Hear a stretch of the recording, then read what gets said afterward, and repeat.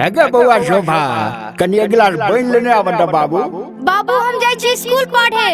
आइए बा गे डुकी पड़ का करबी आ छोड़ा त दैते से पढ़े जा भै जाय छौ ने तू हमर घर के काज राज कर आ मैं के काज में हाथ सब बटबही ने तखन ने ए झूठे का जाय छै पढ़े ला पैरो लिखत त भंसे भात के नहीं छै ने गे।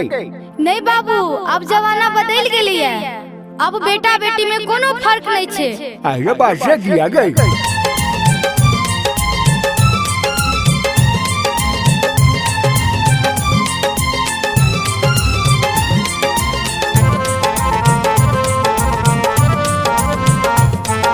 एखन अपने सब सुन रहल छी एपी प्रोडक्शन के प्रस्तुति।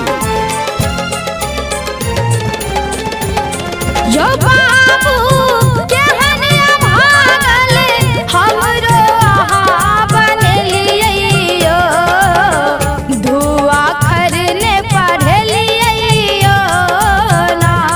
यो बाबू केहन भागल हमरो अहाँ बनलियो दुआ खरने पढ़लियो ना।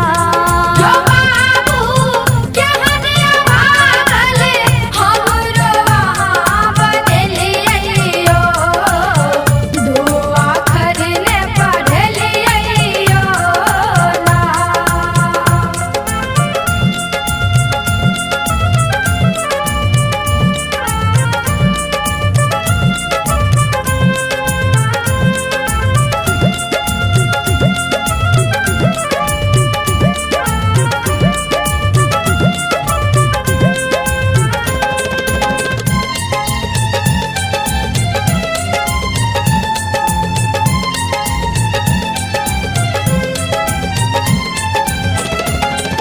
भैया